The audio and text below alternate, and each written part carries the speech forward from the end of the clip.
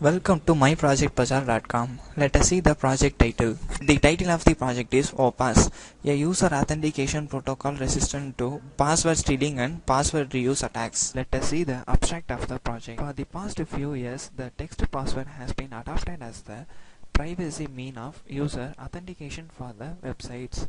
People select their username and the text passwords when registering accounts on the website. In order to log into the website successfully, users must recall the selected password. Finally, password-based user authentication can resist brute force and dictionary attacks if users select wrong passwords to provide the sufficient entropy. However, password-based user authentication has a major problem that humans are not expert in memorizing the strings. Thus, most users would choose easy to remember password, that is, weak passwords, even if they know the password might be unsafe.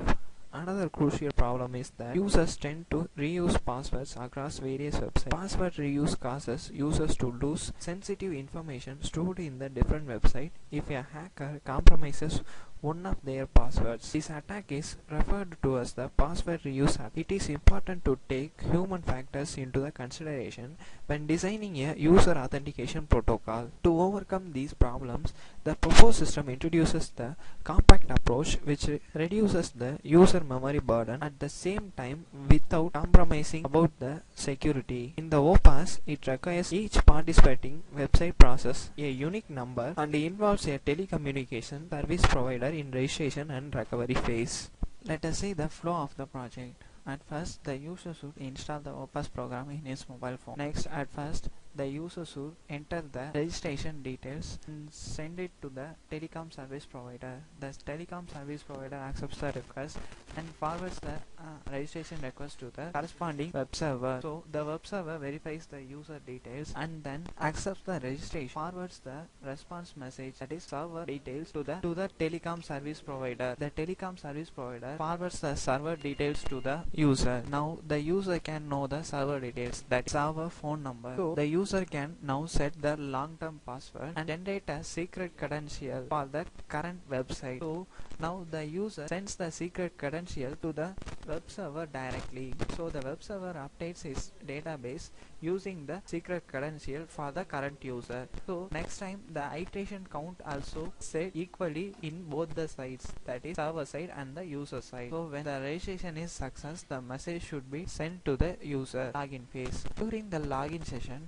the user should enter the user ID and URL in the browser. So the web browser sends the request to the corresponding web server. So now the web server generates the one-time password for the current login for the current user, and the one-time password sent to the web server. So the user should take the one-time password through his mobile phone. So now the web browser sends the one-time password to the user mobile phone through Bluetooth or Wi-Fi. So now the user should open the OPAS program in his mobile. Now he should enter the long-term password and generate the one-time password for the current login. If both the passwords are same, user should send the message to the web server. When the server gets the message, the server will open the page in the web. So when the login is successful, the iteration count is incremented in the both sides. During the recovery request, the first recovery request is sent to the telecom service provider. The service provider forwards recovery request to the server. So the server now checks the user detail and sends the credentials to generate the secret credential, that is iteration count, random seed and server ID, and sends to the user.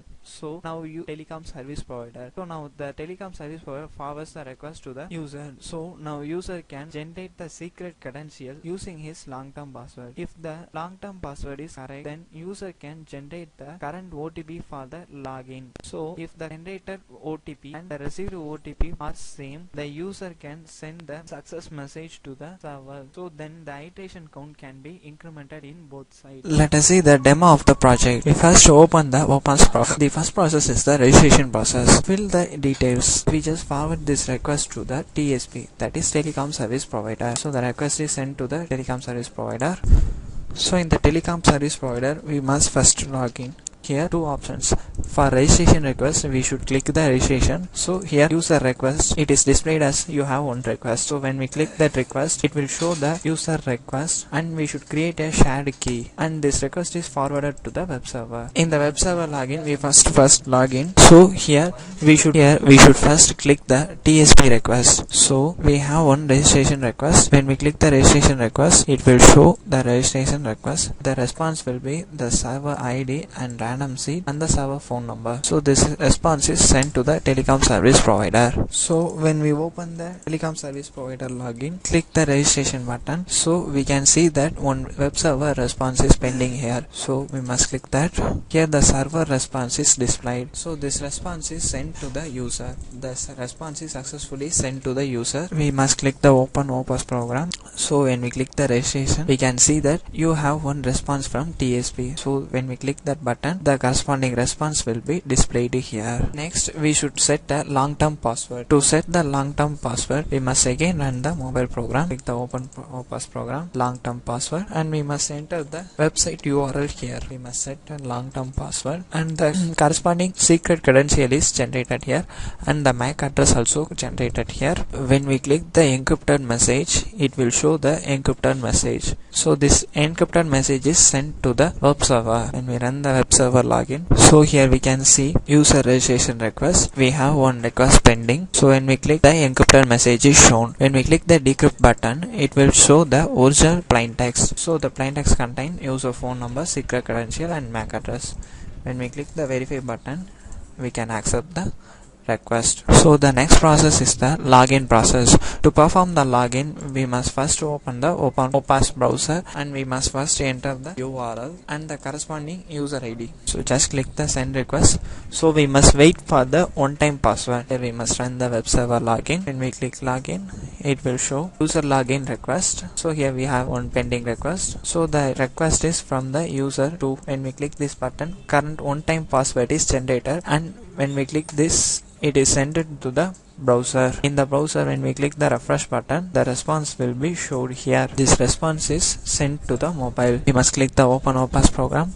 So here one-time password generation. So we have one OTP request. So we must now enter the long-term password. For that, corresponding secret credential is generated newly. Then the one-time password also generated. So the received password and currently generated password is same. So only we can get this message. So this response is sent to the server. So the iteration count in the both sides are updated. The next process is the recovery phase. For the recovery phase, we should run the mobile program, open OPAS program. We must click the recovery. So here new recovery request should be created. URL. So this request should be forwarded to the TSP. Successfully forwarded. When we run the TSP login, so we can see that recovery request is here. So we should forward this recovery request to the corresponding web server. So the request is successfully sent. So when we run the web server login, we can see the request. So here we should click the user recovery verification. So here recovery request is displayed here. So the server will get the user details from the database. So it should create a one-time password now.